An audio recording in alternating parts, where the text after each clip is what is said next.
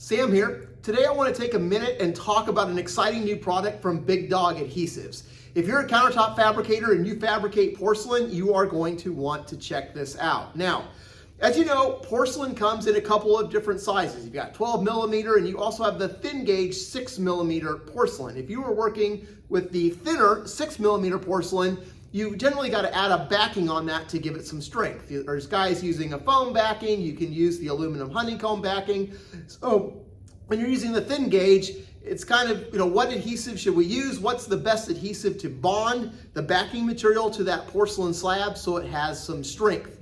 Well, Big Dog has their new 9102 adhesive that is specifically formulated for porcelain backing applications. Now, the advantage of the 2-to-1 adhesive is that since it's 2 parts resin, it's going to have more rubbers in it, and that is going to give it more structural flexibility when you bond it together. Big Dog also has a 1-to-1 formulation called Top Lock, and that works great. However, if you're in an outdoor environment or you're going to be in an environment where there's going to be a lot of expansion and contraction, having the 2-to-1 epoxy that's going to have a lot more rubbers in it, so you can, if 2 different materials are expanding and contracting at a higher rate, the 2-to-1 is going to give you more buffer room to help resist any of that fracking or cracking between the substrates should they expand and contract at a different rate. So up until this point, most people have been using the 1-to-1. However, in outdoor applications, when you've got the extreme heat and the extreme cold, and you've got that expansion and contraction, sometimes the 1-to-1s can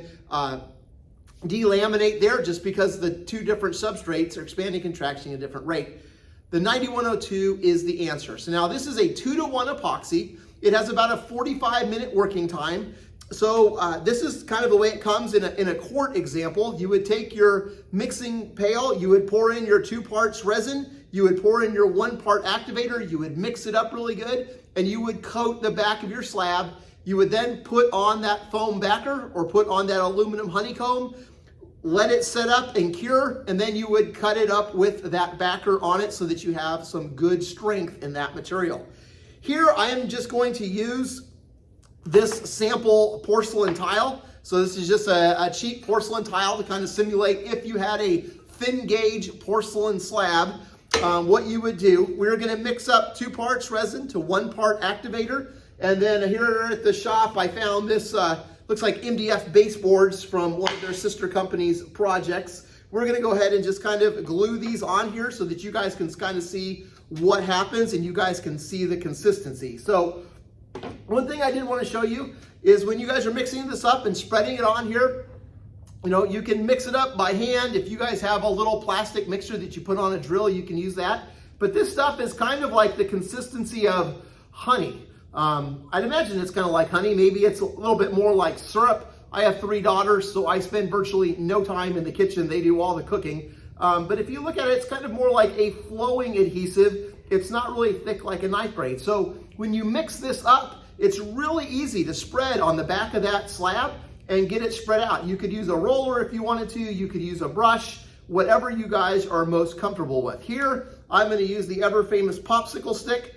Mix it up in here and spread it around the slab just so you guys can see how it performs. So I'm not going to be using this resin. I'm going to put it off to the side. I've got my little mixing cup here. I am going to take my resin here and I'm going to pour in 2 parts resin.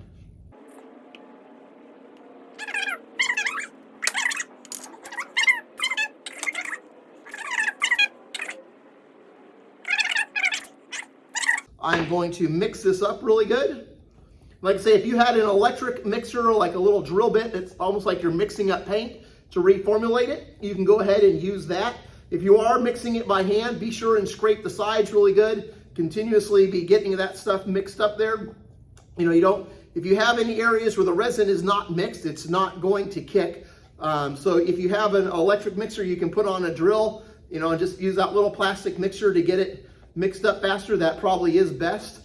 Again, here for me just mixing by hand, I think this will be good because it's just a demo. Mostly I wanted to show the viscosity of this, how easy it is to spread out and how it works, because that's the biggest questions I think people are asking right now is, A, what is the ratio? It's a 2-to-1. It is an epoxy specifically designed to bond aluminum honeycombs or any of the foam backers. One thing I do want to point out is if you are using a foam backer, make sure that it's got a liner on it. A lot of times these epoxies and MMAs will eat into the foam if there is not a liner on it. Sometimes foam does not react very well with the epoxies, so that is something you would definitely want to test. But if it has a liner on it, you shouldn't have any issues whatsoever.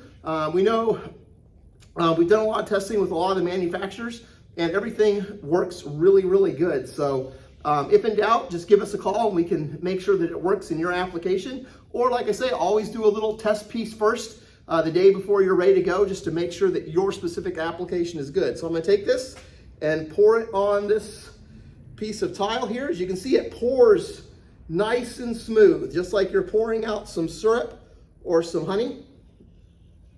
That's probably good here. So like I say, it's thin enough that you could easily spread this with a roller, or you could spread it with a brush.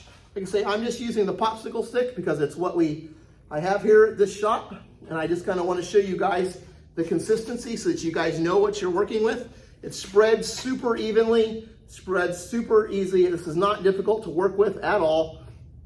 And you just want to get this guy coated nice and evenly here so that you've got coverage all over the place. Again, you want to make sure the whole back of this slab, if you're doing the slab, is covered, because you're going to be gluing it up in the full slab, and then you'll be cutting the slab afterwards. So if you only get partial coverage and then you cut up the slab on your saw and you've got an area that doesn't have coverage, there's a chance you're going to have failure, or that part is going to come off. So when you guys are doing this, just make sure that you've got nice even coverage. Everything is the same thickness across the slab. You know, you want to try and keep things as consistent as possible and have even thickness so that when you put that substrate on, it's going to bed down evenly and you're not going to have any gaps underneath it after you get everything cut, right? You want to have a nice even bond across the entire slab so that you'll have a good performing product for your customer's install. So we've got this pretty even here now. I'm going to take this and put it off to the side. And now this is just some MDF baseboard. But basically you would take your substrate, you would put it onto your porcelain, and you would press it in and just kind of push it into place there. Take this guy, press it in there. Make sure you've got some little bit of squeeze out there and everything is even. And that is pretty much all you have to do, right? If you've got your slab, you can take some spring clamps and put it around the edges if you want to put some extra force on there. If your slab is laying flat, fully supported, if you want to put some kind of heavy objects around it to just help force the entire substrate in. Sometimes those honeycombs will have a little bit of a warp to them. Sometimes if you're doing the whole sheet of like foam backer, it might have a little bit of an arch to it. So if you bed this in, put a little bit of weight on it. Again, you don't want to put so much weight onto it that you risk cracking the porcelain. But if you just want to put a little bit of weight on it to help hold that down and flatten out that arch so that you've got a solid bed all the way across, that is helpful. Here, even if you look at these guys, they have a slight curve to it in the MDF, probably because they've been sitting in the shop forever and the humidity here in Dallas, and they've got a little bit of a cup, but that is pretty much all there is to it. It's a 2-to-1 epoxy. Mix it up really good. Spread it where you guys want it on the slab. You've got roughly 45 minutes of work time. After about 45 minutes, it is going to start kicking and solidifying, right? But 45 minutes should be plenty of time to pour it onto that slab. Like I say, I would have a roller, roll it on there, get it spread out nice and even, and you guys are good to go. So if you are doing thin gauge porcelain, BD 9102 is the new product by Big Dog Adhesives. I encourage you to check it out and see how you like it. We've got a lot of fabricators using it out there in the market, and they are telling us that it is their go-to choice for attaching backers to porcelain. So like I say, love helping you guys take your business to the next level. If you guys have any questions, feel free to call me or any of the guys at Big Dog Adhesives, and we will talk to you soon. All right, next morning here, and our 9102 has kicked off. It is really solid here from the leftover adhesive that we had in our jar. If you look, it does have some flexibility to it. That's what that 2-to-1 does. It's got a few more rubbers in it than the 1-to-1, so you can see it's kind of flexing in there, which is going to give it that better bond, and it's going to be more resistant to expansion and contraction or heavy vibrations, right? We got a lot of guys that are using thin gauge porcelain, putting it in airplanes, RVs, boats, and that's a lot of vibration, a lot of impact in those vehicles, and this is going to help get you a better bond that's going to perform over time, right? That glue not only needs to be strong, right? It's got to bond solid, but it needs to be tough so that it can endure those vibrations and expansion and contraction and endure that, right? If the glue is just strong but not tough, the glue will shear and fracture. If it is just tough but not strong, that adhesion is not going to help, right? So you need to make sure you have the right strength and the right toughness for the application you have at hand. And this 9102, again, it is specifically designed for bonding backers to porcelain slabs. So you can see how that cured in this guy. You can see that the MDF that we bonded on to this porcelain tile, it is cured now. I kind of smoothed it out there, but you can see it's nice and cured. It is solid. I also want to point out, when we started spreading everything on this last night, it was probably 39 degrees in the shop. You can see I'm wearing a jacket. It's not the typical Texas weather. We're now in the freezing season. So it's probably around 39 degrees when we spread that out. Still spreads really good. Like I say, it kind of had more of a honey or syrup type consistency. It is cooler, so it does take a little bit longer, but we're here on the next morning and it is bonded solid. Probably got down to around, I don't know, 33, 34 degrees last night, and it's probably 45 degrees in here now. So that's part of the reason we developed this adhesive, is some of our partners were saying, hey, the product we're currently using this to do is taking a day or two to bond and fully cure in the cold environment, and we need something that is faster. So here you've got the 2-to-1, it's going to be tougher, it's going to be stronger, and you're going to have a faster curing time, and this works exceptionally well for bonding backers to your porcelain slabs. Again, if you are bonding a foam backer that does not have a liner on it, you're going to want to test that. A lot of the MMAs and the epoxies do not react well with just raw foam. So I would try that in a test area.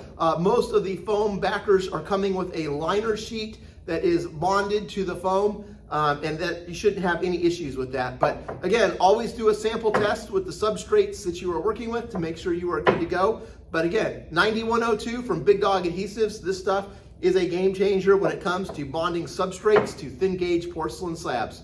If you guys have any questions, feel free to shoot us an email or reach out to Big Dog. We love helping you take your game to the next level.